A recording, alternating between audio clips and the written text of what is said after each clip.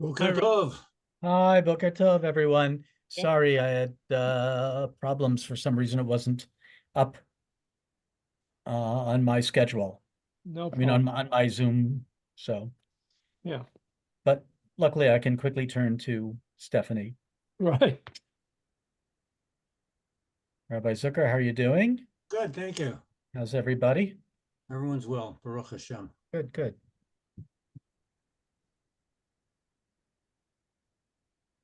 How about your family? We're all great. We're going out after Shavuot to visit my brother-in-law and sister-in-law in Chicago. Ah, Actually, not Chicago. They've got a now a second home in Michigan, ah, along Lake Michigan. It's very nice. So a nice relaxing enjoy. weekend. Enjoy. First time we've gotten away in a long, long, long time. Shell, also, I wanted to know kind of your schedule. Um, I need you for a Beit Din for a court. Oh, I have to do a procedure with Alan uh Fairman. He actually never gave his wife a get. oh, So before we do his wedding, we want to make sure that he's given her a get. She's being really recalcitrant. So there's a ceremony. I just need three adult males to right. sign and to witness. Sure. We're away. I don't know when I want to do this ASAP. all What is right. your schedule like tomorrow? Tomorrow I can, yeah, what time? You tell me, because I have to, because I'm going to tell Alan that we, Nancy's sister and brother-in-law are coming in tonight. And that's why I need to know. I mean, I'd be better if we could do it in the morning. great, great. Let's see if we can do it as 10 at 10. 10 o'clock, I think we should be, how long, it shouldn't take that long, right? No, less than an hour. Fine, okay, Rabbi Pitkowski from Teaneck, who did the get, he's right. given me all of the form and everything. Yeah, yeah. I've seen Hi, stuff like that. Charlotte. I've attended. Yeah. Okay, yeah, okay. I would Uh, ask you, Rabbi Zucker, but I don't want you to have to schlep out here for when I can just use. Thank you. yeah, Charlotte, long time just no see. Rabbi, Yeah. Rabbi, just confirm with me Oh, later. absolutely, absolutely. I have to make sure that I've got enough people and that Alan can be here at that time. Right, okay, That's one of the hard things is Alan's schedule when he's actually here.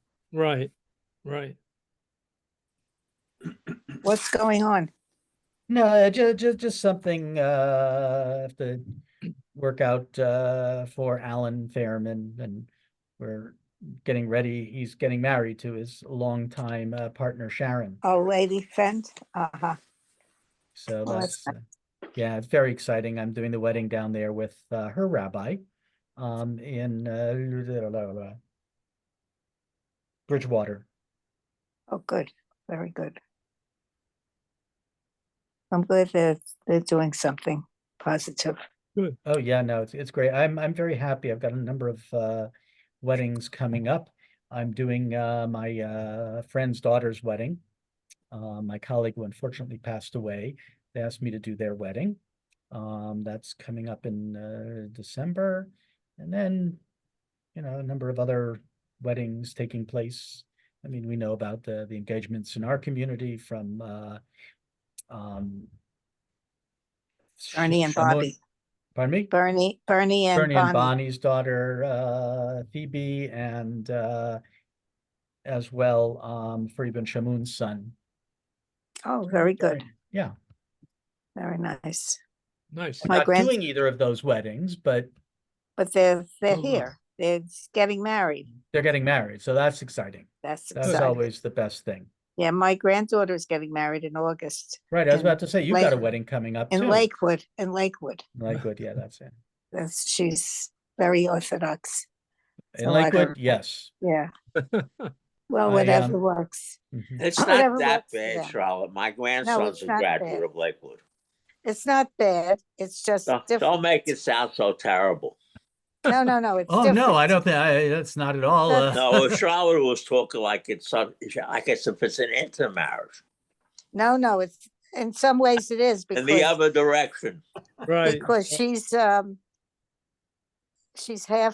Ashkenazi, and then the other half is partially Israeli, and her grandmother from the other side was from India. And then, My grandson, the Lakewood graduate, just graduated from Albert Einstein and is now going into radiology. So he's still a Wonderful. Lakewood graduate.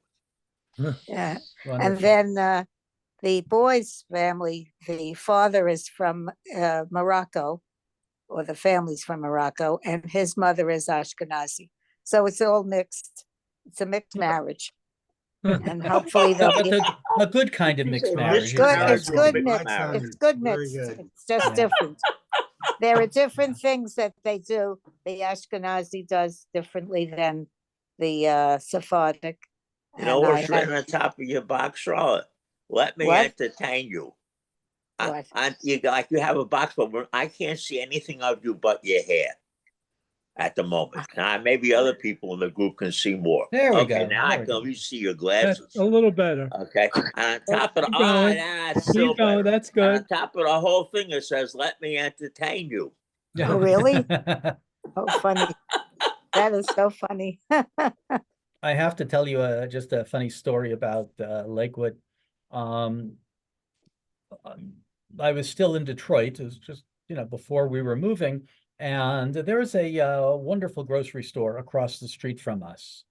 And small. And it was mostly known for its incredible produce and some, wonderful selection of liquors. It was not a major supermarket, but it was great for produce and certain things.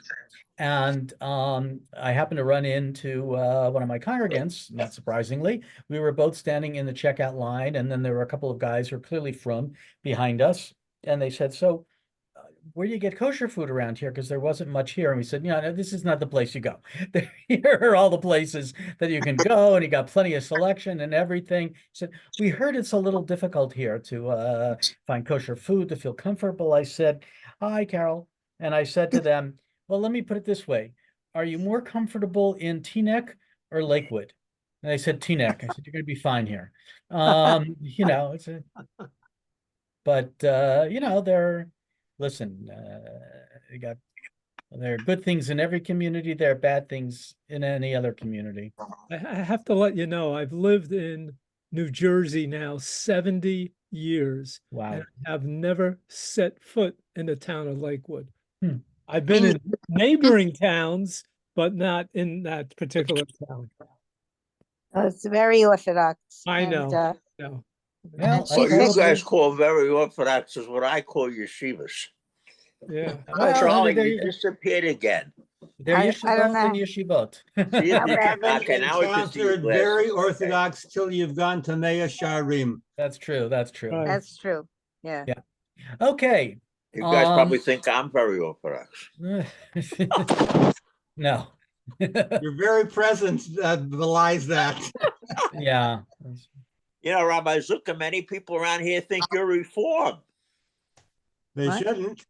Well, My smicha was, but I that love movement a long I time love when ago. people say, "Oh, he's Orthodox" or "She's Reform." It's like, no. Rabbi Popke, you're dyed-in-the-wool conservative. When you That came is here for your true. tryout, I went around telling everybody in your shul, you want the old-time conservative religion, you just got it. You Yep. know? No, I'm totally no question. Unabashedly Fabrenta conservative. Whatever that means anyway. So let's go on and take a look at our parasha.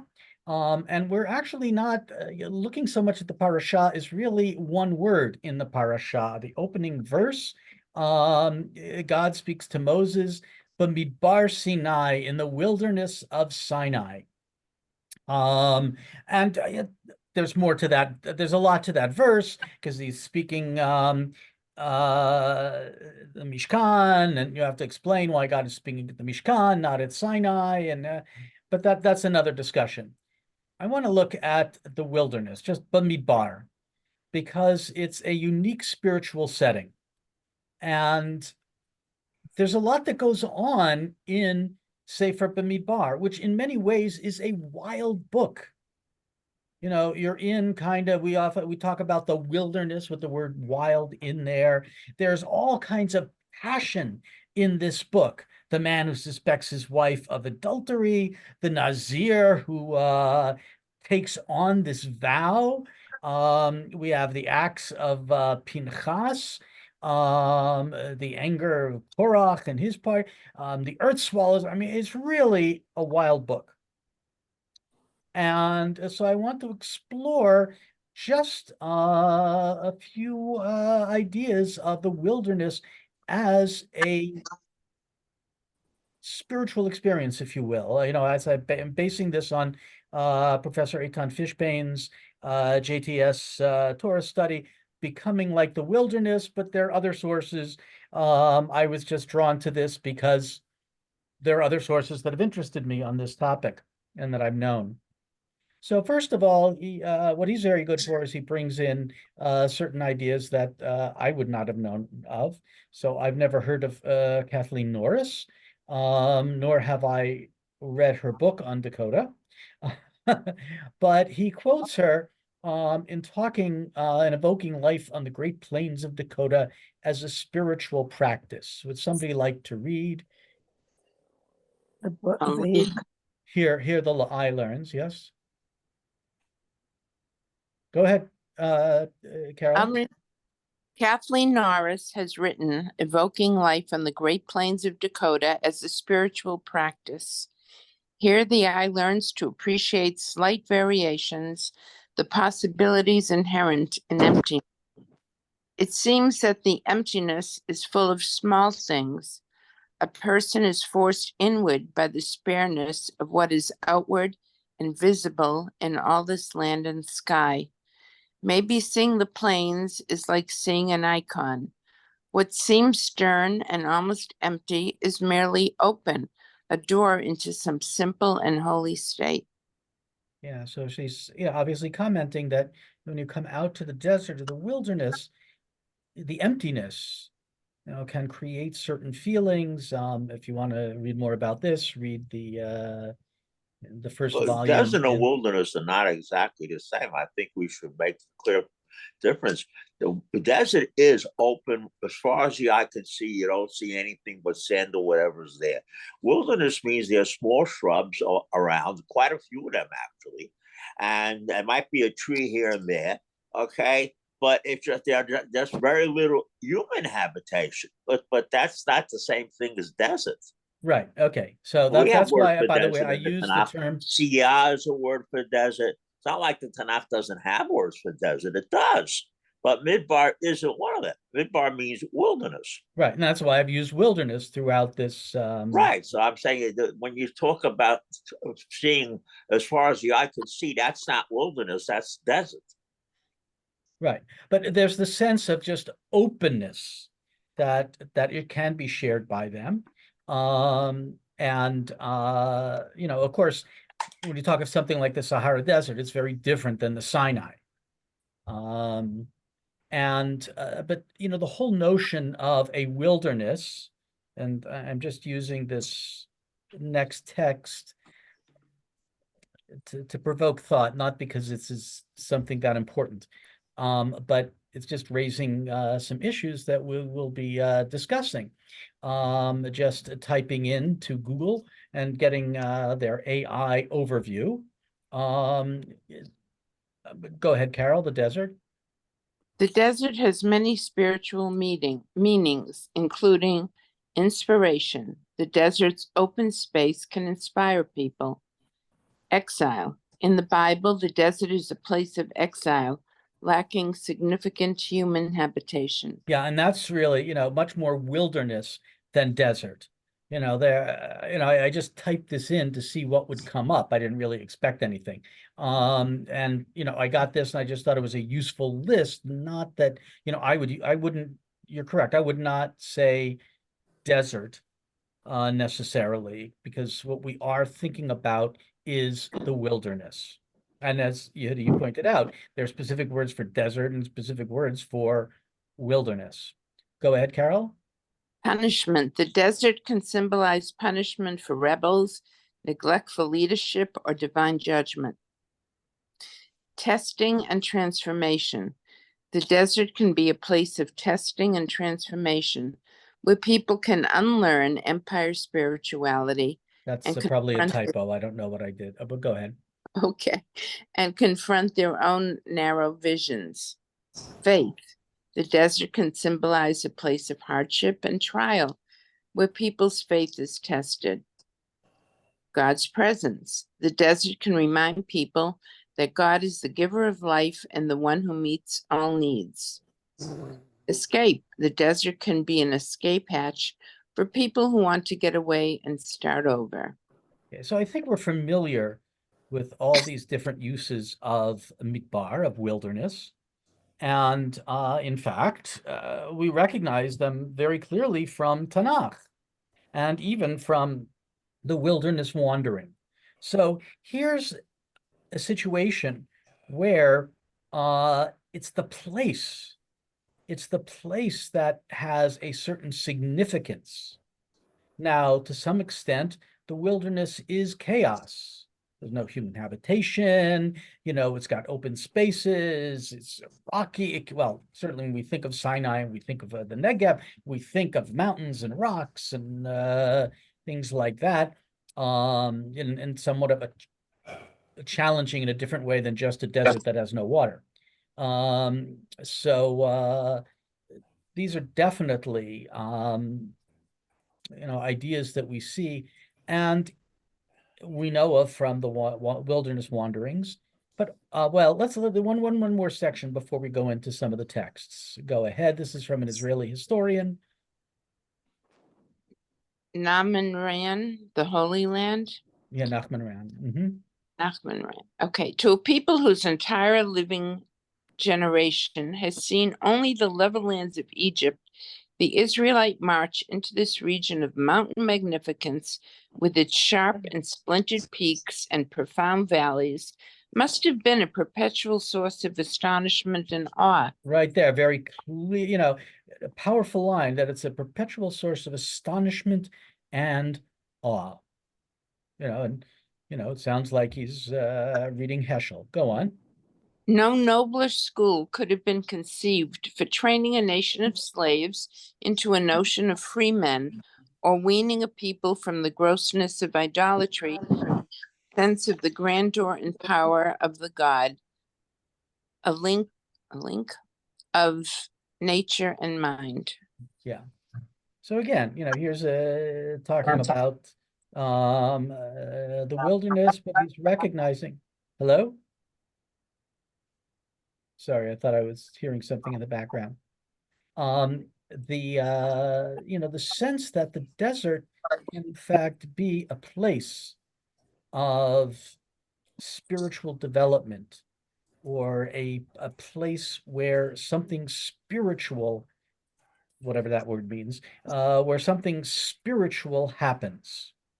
And if we think for a moment, let's just think through the Tanakh and think of a few blatant cases of something spiritual happening in the desert, or excuse me, in the wilderness.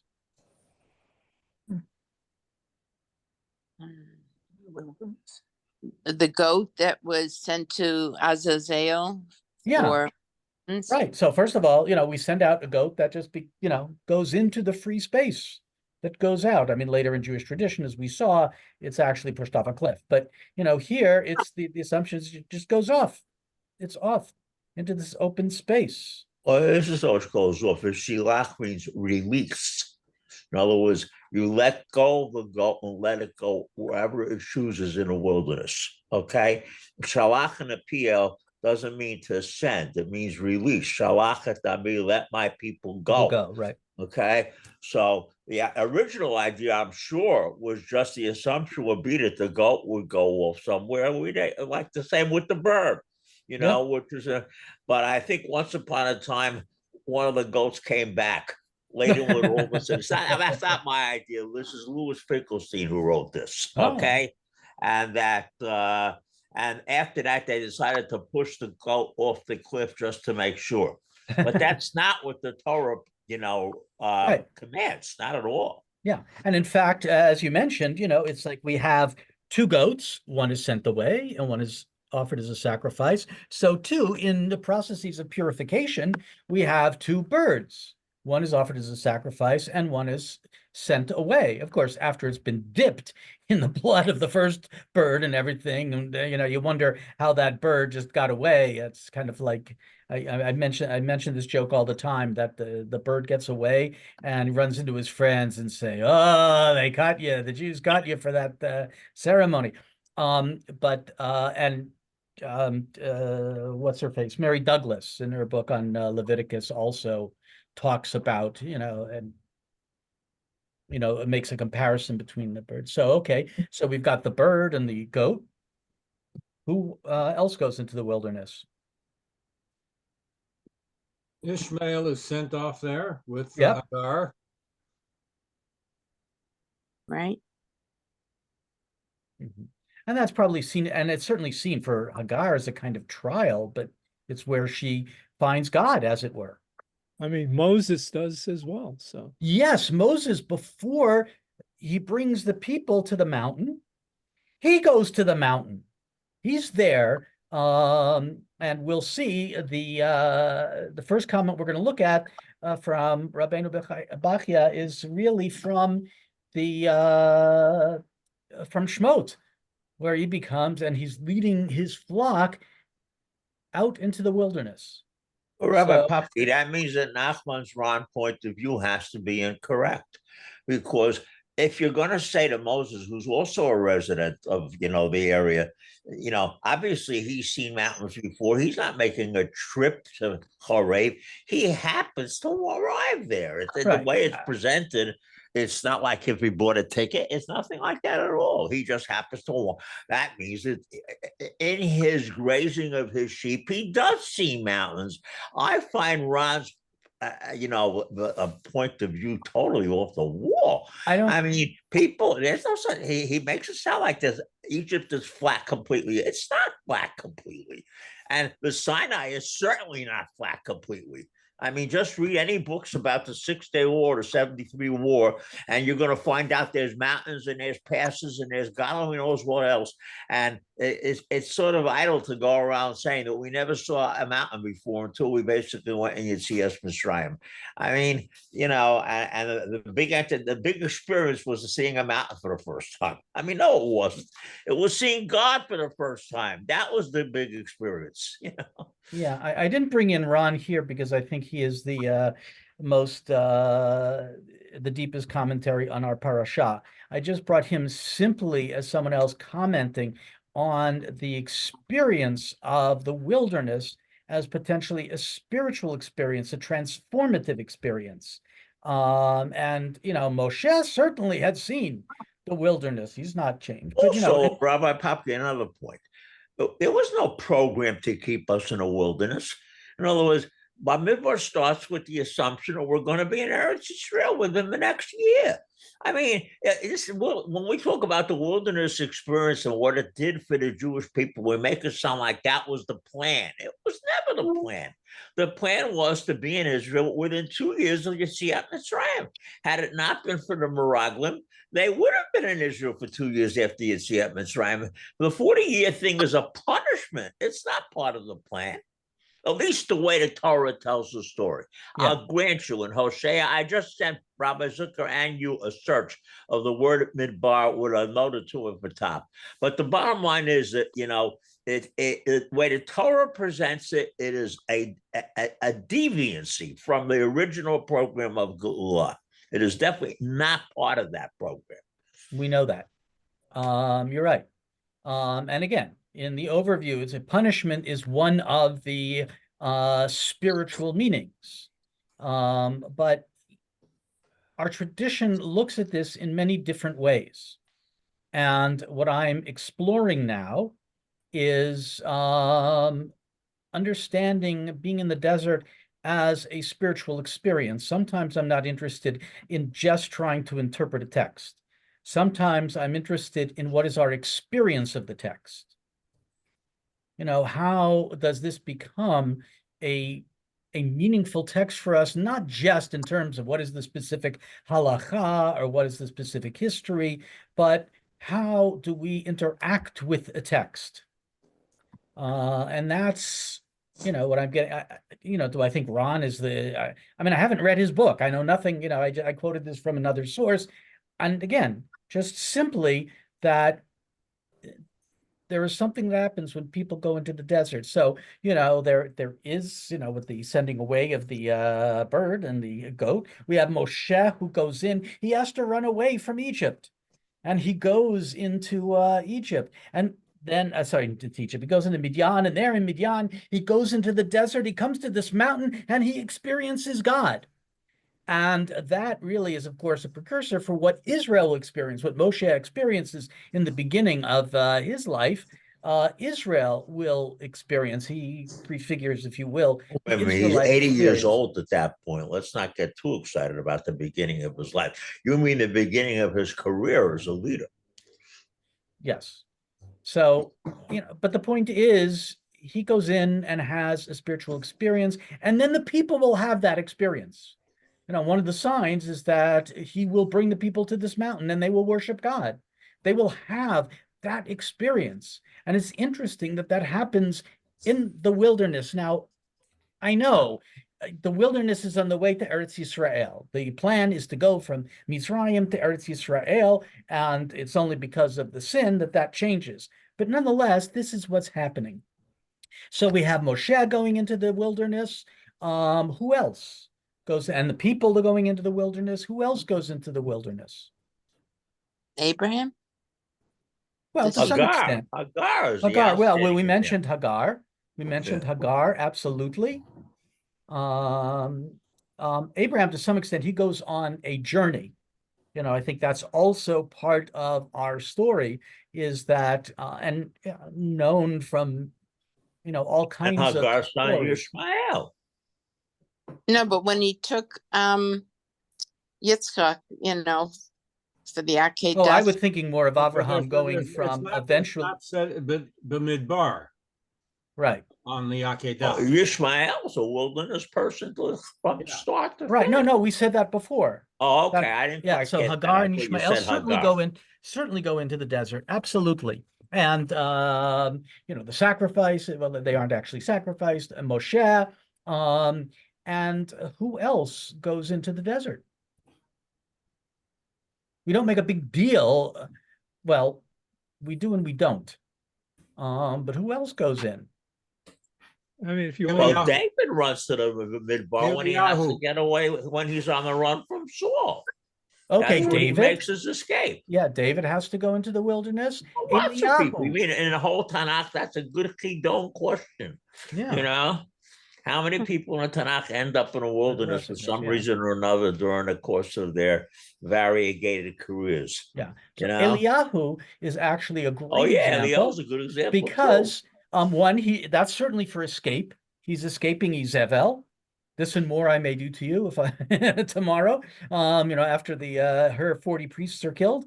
So he runs down, and Dafka, he goes from northern Israel, which is, at least in period of the Omris, a fairly developed community, and he goes down to the Negev, and he goes down to the desert, and Dafka to Sinai. So, here again, and what does he do? He has an experience of God down there. I mean, he's a prophet. He clearly talks to God on a somewhat regular basis, but he has a unique experience when it's not in the storm, it's not in the earthquake, it's not in the fire, but there too, there's a spiritual experience that happens in the wilderness. Pardon me?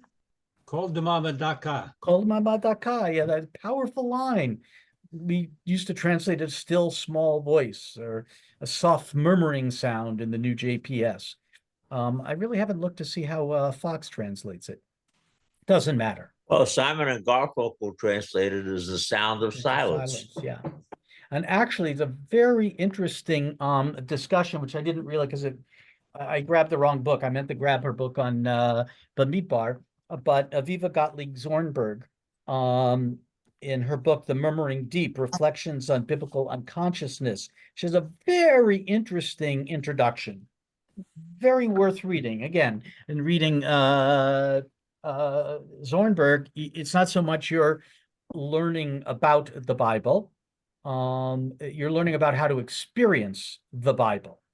A very different type of program than, if you want to understand the Bible as the Bible, you read, you're going to be helped much more by reading, obviously, a modern commentary or Nechama Leibowitz. But if you want to get into the Bible as religious experience, then Zornberg's very, very useful. Anyway, so we see that as we know from popular culture, we know from myths around the world that, first of all, the hero often has to go on some kind of journey. And oftentimes that hero has to go through some test, some trial, but he goes into some kind of wilderness. Not always. I'm not saying this always happens, but let's take a look. Wasn't Jesus in a wilderness? Yes. Great.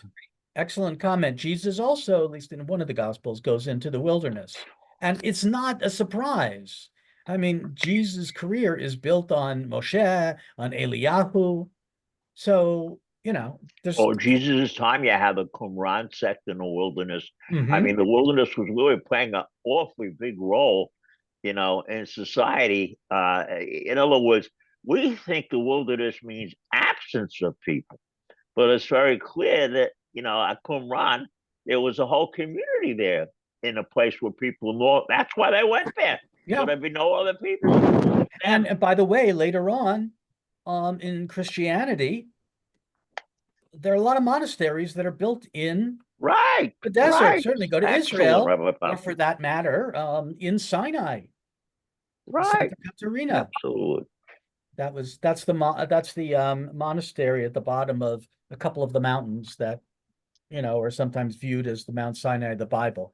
The best comment about the monastery there, which was closed when I was there, but they used to have a postcard which had a picture of kind of like the repository of people who died there. So it had all these skulls and bones, after the bodies had decayed, they were in, and, it was on the postcard. And it was a joke that you sent that postcard to someone and you wrote on the front, "Wish you were here."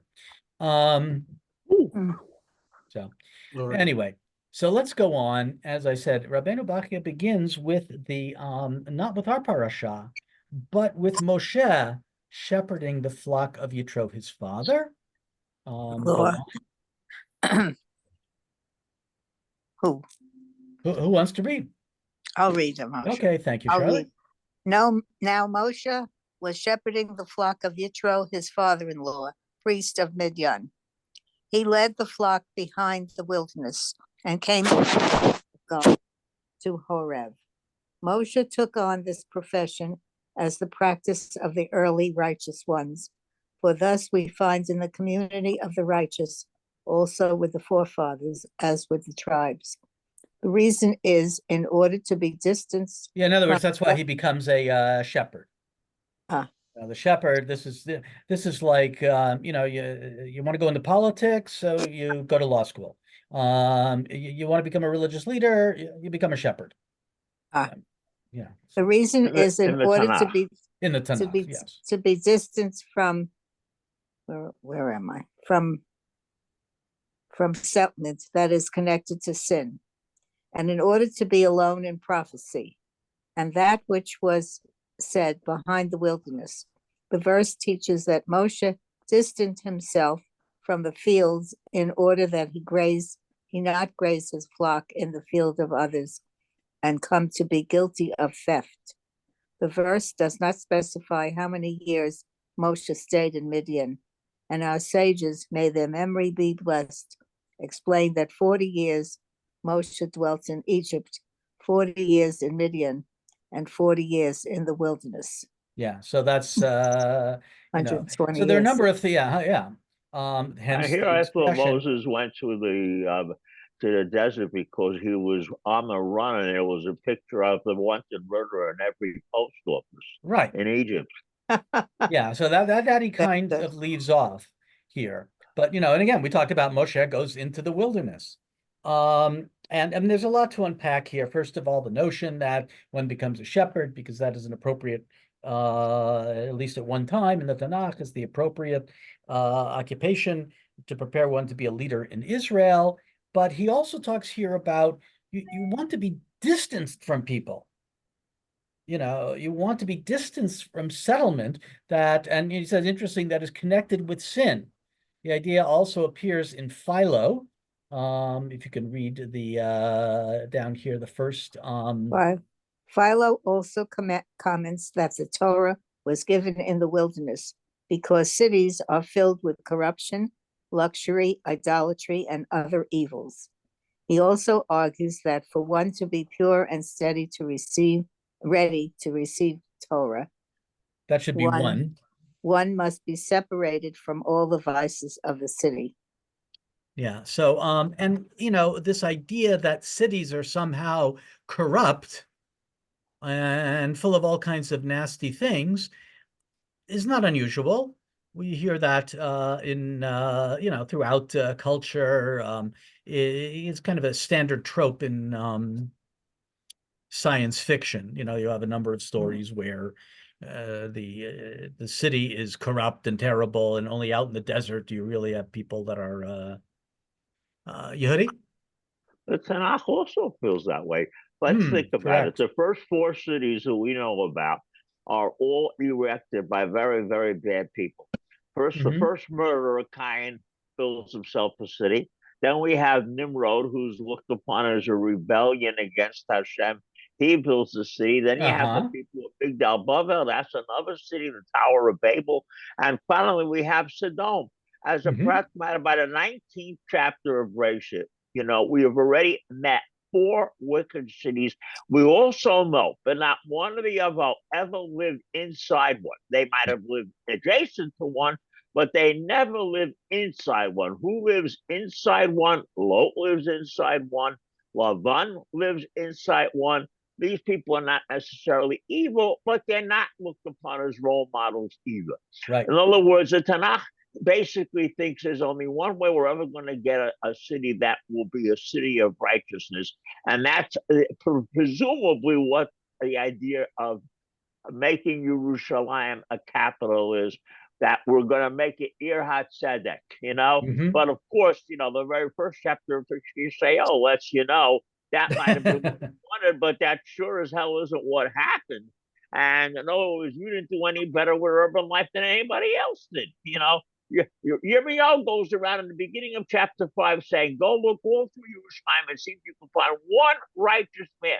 That means Yerushalayim is worse than Sodom. I mean, there's no way in the Tanakh you're ever going to come out of the Tanakh and come out of it with an endorsement of urban life. Right. Yeah, so absolutely, you're right. That's already in the Bible. And then it really, continues in Jewish tradition in some way, although Jews are very urban people. Nonetheless, there is certainly a negative. And so already, Ravina Bach is picking up on the fact that, first of all, the Torah is given the wilderness because you want to be away from people. You want to be away of all the negative influences and the horrible things that can actually happen in human society. And now he also gives another reason. And in order to be alone in prophecy. Why do you think he's saying that? Or what do you think he means by that? What might be going on in his mind? Why would we consider being alone in prophecy? Nobody influences What's him. the Hebrew? Levadao? Let's see. Let me go. V'od, and you'll see why I'm going to pick up on this a little bit more. Oh, that's something else. I wasn't sure how to translate that accurately. From When boded Joel means Magid was alone. here, he said it's a big Hasidic enterprise, Hitbodedut. Yes, and we're going to get to that actually. Hisbodedus. Yeah, you have to pronounce it as Hispodedus, even if you're Sephardic, because that's what they called it, Hispodedus. And we're actually going to come to that. We're actually going to come to that. Okay, fine. But that's a great point. But it's also, you don't want to be influenced by anything else. And also, what else it might be saying about the experience of prophecy, the experience of talking, or let me put it, communicating with God. That people aren't around when God comes to speak to you? Okay, that's certainly a possibility. But what else it might be saying about the experience? People might think you're crazy if they see you. Oh, yes, absolutely. And hence our tradition later on said we can no longer accept prophecy as a source of authority because you don't know whether it's a prophet or the guy didn't take his medication that day. But the Tanakh That's not itself funny, has really. that, Rabbi Poppy. Right. You know, the Tanakh itself will go around. At the time, we were talking about Eliyahu before. Mm-hmm. So eventually Eliyahu was fired, you know, and Hashem tells him to basically appoint Elisha in his stead and also appoint Yehu as the next king. So Elisha sends somebody in to the general's tent to anoint Yehu. And as soon as the guy goes off, the other generals come and say, Ma dibir hamashuga hazeh elecho. Hey, so it's obvious that ordinary people in those days, or let's say Shaul starts behaving a little strangely. This is even before Right. encounter. And everybody goes around saying Hagam Shaul by In In other words, ordinary people did think that prophets were a little bit woozy in the head. I mean, it wasn't something that started after the Tanakh. It was a case in the Tanakh. Right. Hosea writes about his audience. What do they say about him? Avio hanavi mishugat ish haruach. Yep. It's yeah. I mean, you know, the prophets Remember were one not... time I wrote you a note because you were upset one day that something people weren't picking up on the message, and I wrote the verse in Mishlei v'amochi chim yin am ba'alehem tavo birkato. Now that's not what Amos says. Amos says Sanu Bashar Mochiach Dover Tamim Yitaebu. But Mishlei says V'amochichim Yinam. In other words, you're prepared to get up and say what you believe. Sooner or later, good is going to come out of it, even though people might wonder about where exactly you're coming from. Okay. You know. Yeah. So anyway, coming back to this idea of prophecy being alone, I think another element is that one could say that, and why not everyone can accept it, is because prophecy on some level is a subjective experience. The person experiences the prophecy and then translates it into his or her message to the people. But he has the experience. You know, what's so remarkable about Israel is that we have an experience of God. You know, Kulam Kedoshim, you know, the entire people is holy because we're all there at Sinai. But Moshe first has to have this initial experience, which is very much alone. He's alone. He's alone with this, you know, and, you know, one can also question is if you or I were there, would we have seen a burning bush? I think the assumption is we would, Rabbi Popke. That's a very good question. I was discussing this with a chavruta the other day. Is the burning bush a vision in the sense that the only person who sees it is the intended recipient? Or is Moshe stumbling upon something which is intended for him, but afterward he's going around and saying, I'm going to go over there and see Hamaraha Gadahazot. So the implication is anybody else would have also seen it. Exactly. You know? But as you said, it can be argued both ways. You know, Yechezkel and his vision at the Har, you know, the first vision of the, you know, would we have seen that reflected in the water as he did? Or for that matter, Yeshayahu's vision of God filling the temple. We most definitely would not have seen those. Those are visions. Right. In other words, so that's the difference between a sight and a vision. A viewpoint is where everybody can see something. A vision is only, in fact, in Daniel, there's a passage where Daniel says, I was with a couple of friends and I saw it, but none of them saw it. Right. So, I think that that's also, his prophecy can be subjective. It may not be. But I mean, it's just bringing up these issues, and it goes on. There's a lot more to his comment, but I just want to jump in again on this notion of the wilderness. Keep going, Charlotte, here on the Midrash.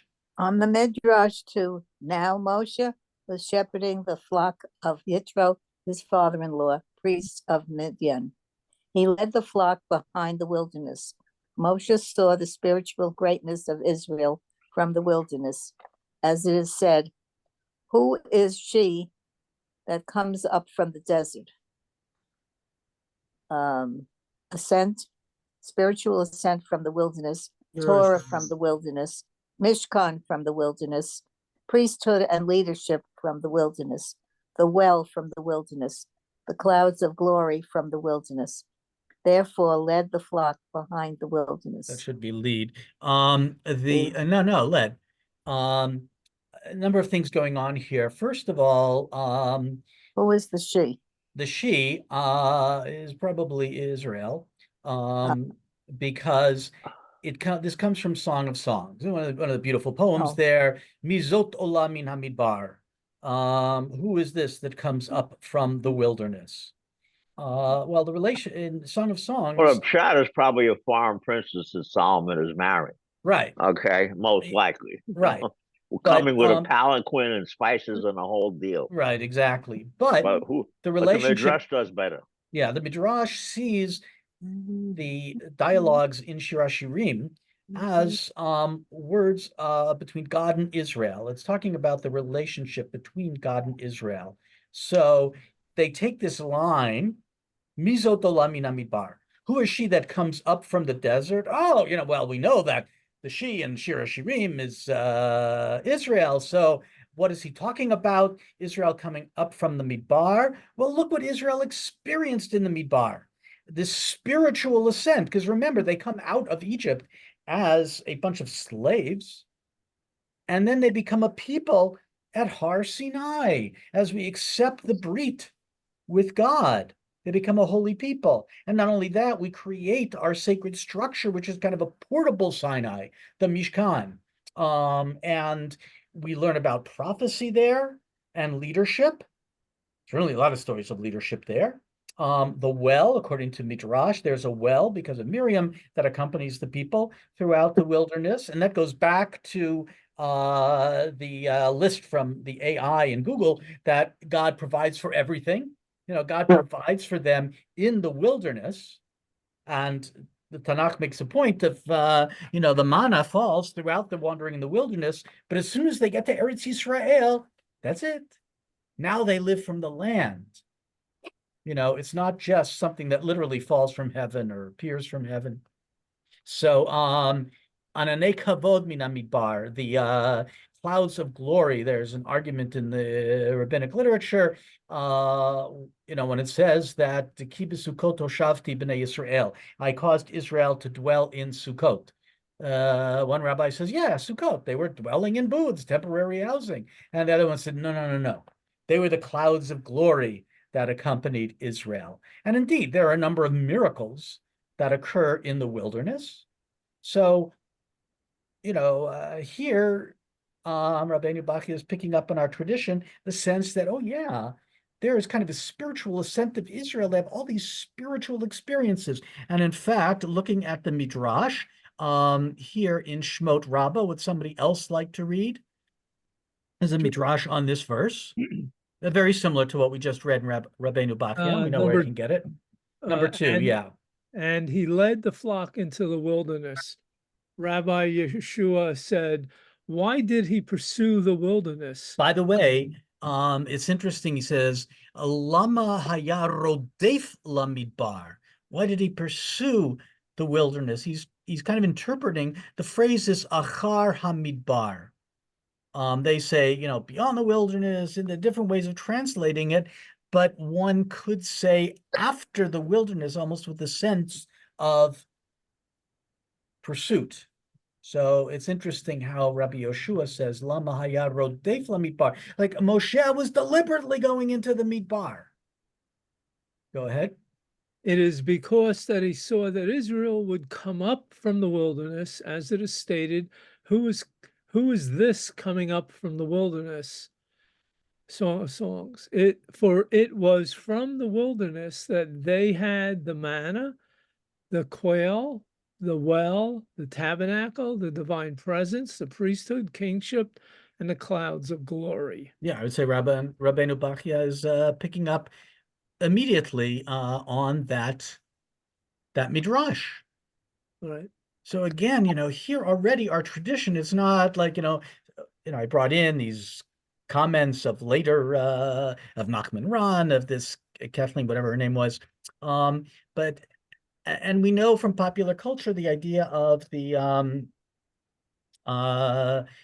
desert as a place of spirituality. And here already our tradition sees that. And that's also present here in some other midrashim. So I want to keep going, Shel? Hashem spoke. Philo also comments. No. Back in the text, Hashem. Hashem spoke to Moshe in the wilderness of Sinai. Why is the wilderness of Sinai? Why in the wilderness? Why in the wilderness of Sinai from here? Okay. Go The on. sage, go on. Yeah. Okay. The sages taught that the Torah was given with three elements: with fire, with water, and in the wilderness. With fire, from where it derived? Mount Sinai was all smoke, because the Lord had descended upon it in fire.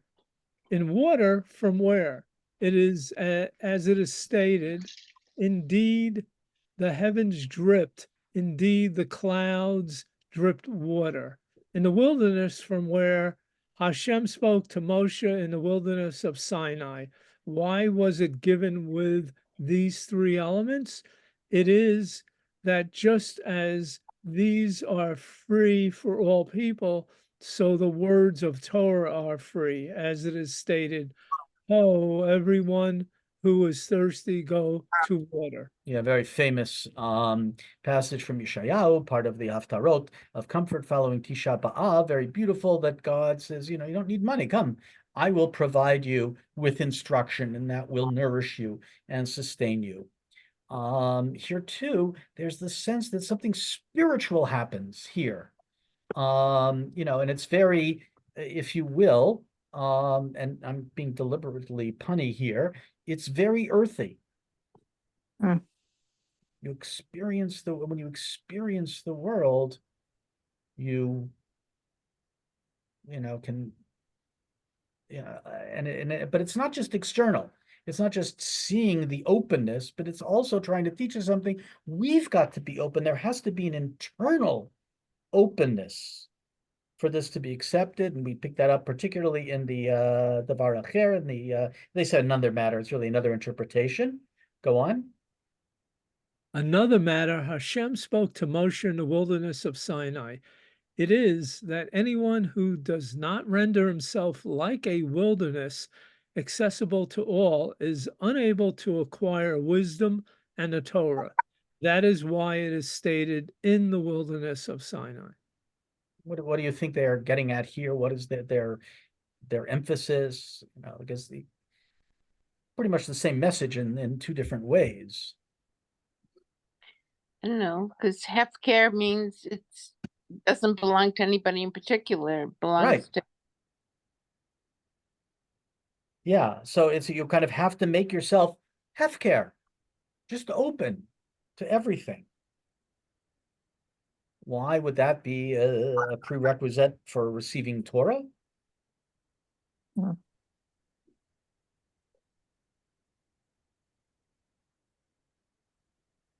That it's for everybody and not just limited to Kohen or somebody else, that it's.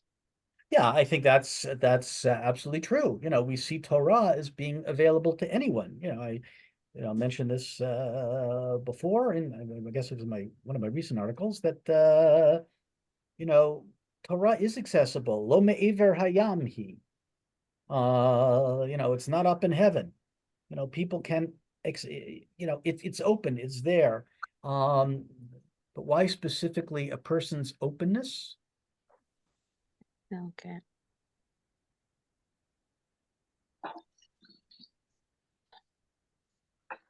Why should one be open? Why is openness a prerequisite for Torah?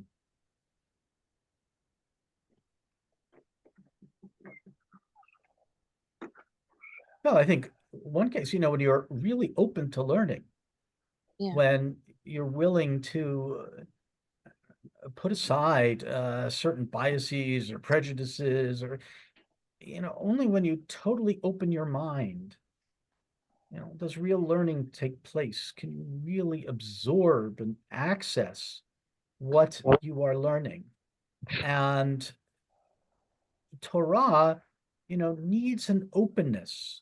Now, because and certainly as we move on later in Jewish tradition, and you see all of the arguments and discussions and the opinions and stuff like that, there's a sense, that, one of the key terms is machloket, their disagreements, but it's being open to all of that, to the different perspectives. And we were reading Pirkei Avot, the famous line of Ben Zoma, Ezo Chacham halomed mikol adam. Who is a wise person? One who learns from every person. Normally we think of someone who's wise, who has all the knowledge. No, someone who's wise is someone who's willing to learn. Someone who's open to learning. So you could say this is something like Plato's tabula rasa. Uh-huh. Yeah, I mean, I don't think the rabbis just made it up.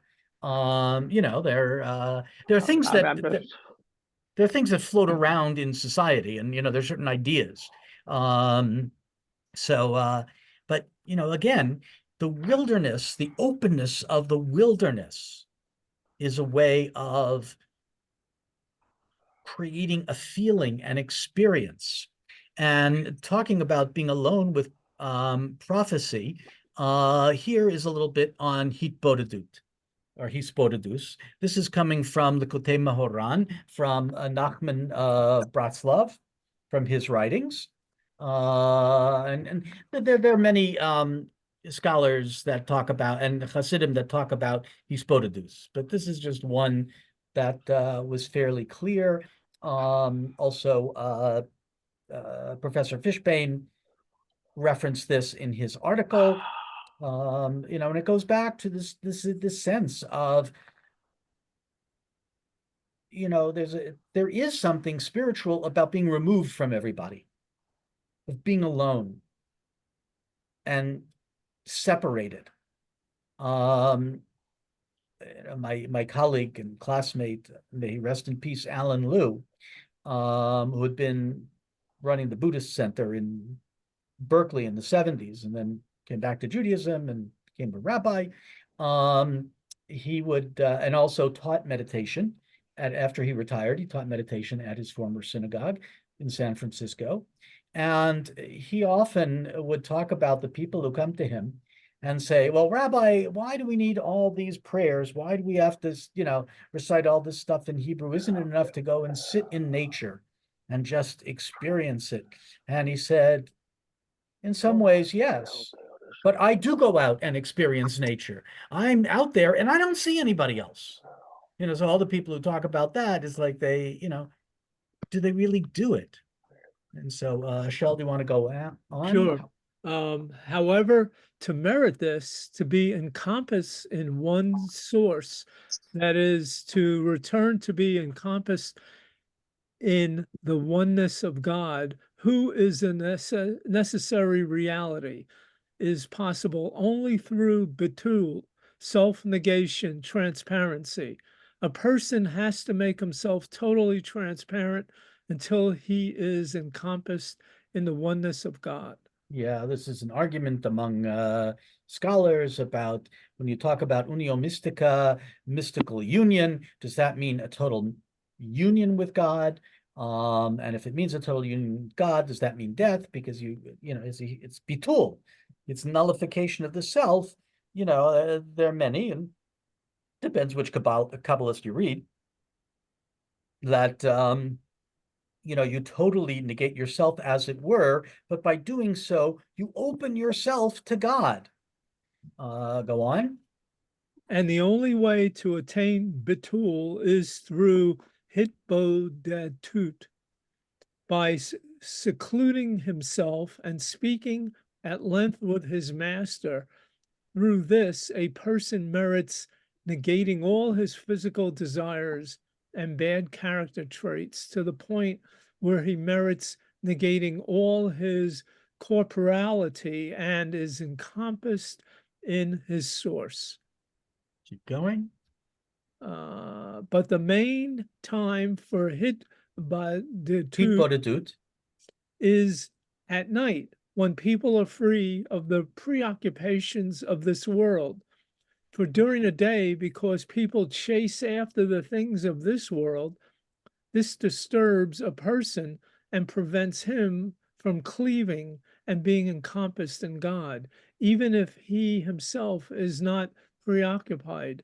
Still, since most people are preoccupied then and are chasing after the vanities of this world, as a result, it is difficult to attain Betul then. Yeah. So, and just finishing up here, well, a couple more sections. Sure. In addition, the Hitbodedut should take place in a special place, that is, away from the city, on a secluded road, in a place not frequented by people.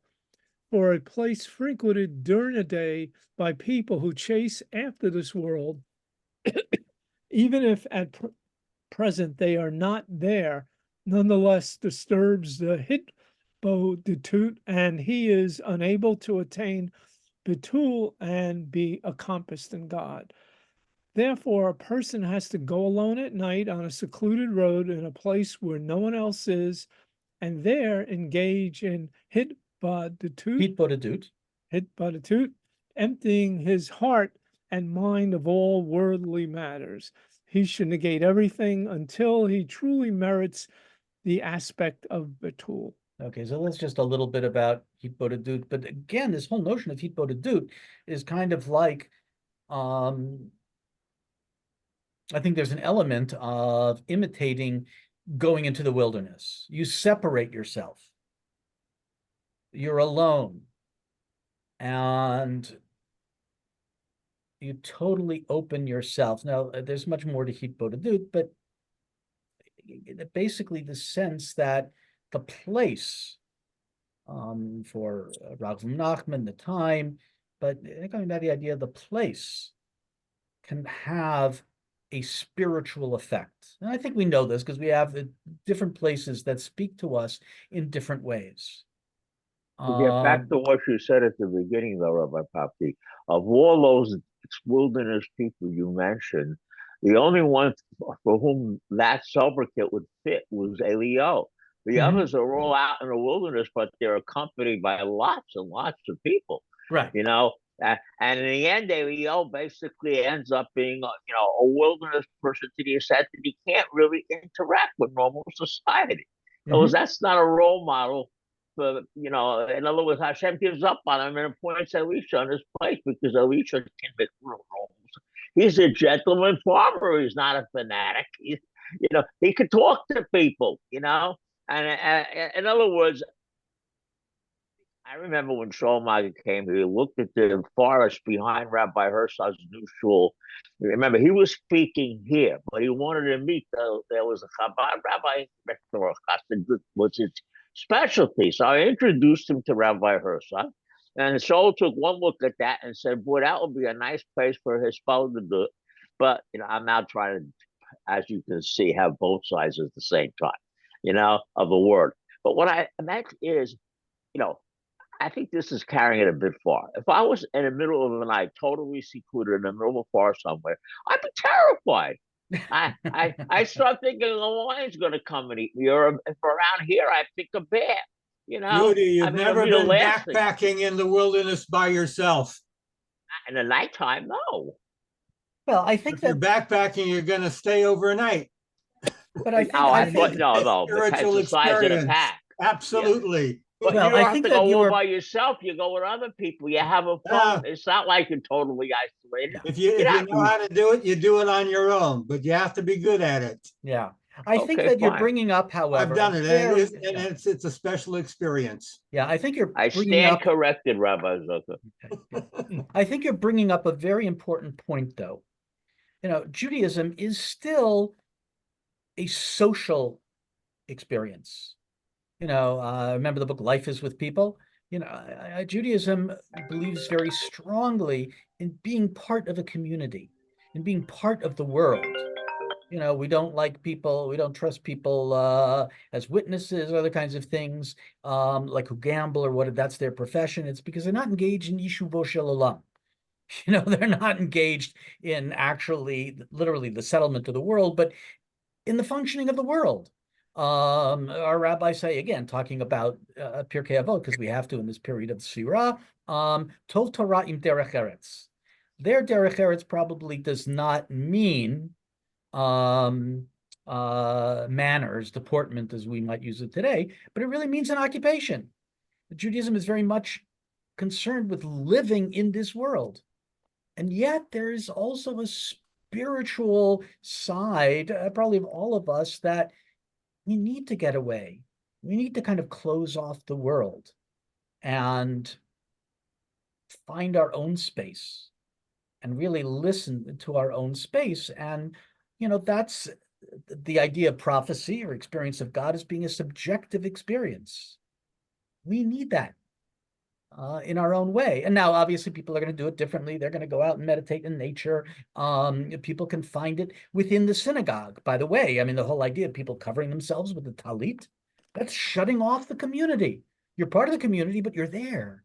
And you're creating your own space. The laws that you're not supposed to walk within a certain distance of somebody davening because you want to give them their space, or covering the eyes in the Shema. These are all ways of creating space that sometimes we need.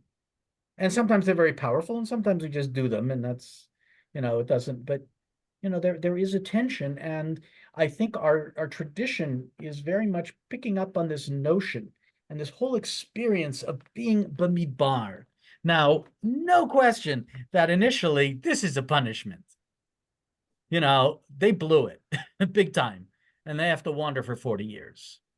On the other hand, for God, it's a teachable moment, or teachable 40 years, where people can experience the miracles, they can experience learning and leadership and, you know, and the divine. So, you know, God appears to them in the wilderness. We don't have a lot of stories about God appearing to them in the middle of a city. And even if God appeared in the middle of the city, would any have heard it with all the other noises that go on, especially in the modern world? But seriously, you know, so I just found this always an interesting topic, that our tradition recognizes going into the midbar, going into the wilderness, that we need this special place that is sacred for us, or a place that is separate and distinct and create a different kind of experience. And that's also why I think that, you know, the Torah, sometimes reading and interpreting the Torah, what we have to do is try and interpret the experience of Torah, not just explaining the text itself. Okay, thanks. Any other questions, comments? No. Thank you. So don't forget that we have a congregational meeting at 11 on Sunday. And Havdalah is at 9:45, I believe, really late. But we're going to add, in addition to Sfirat Omer, we'll add a psalm because Allison has yard site for her mother. So if anybody can participate on Motzei Shabbat, we really appreciate it.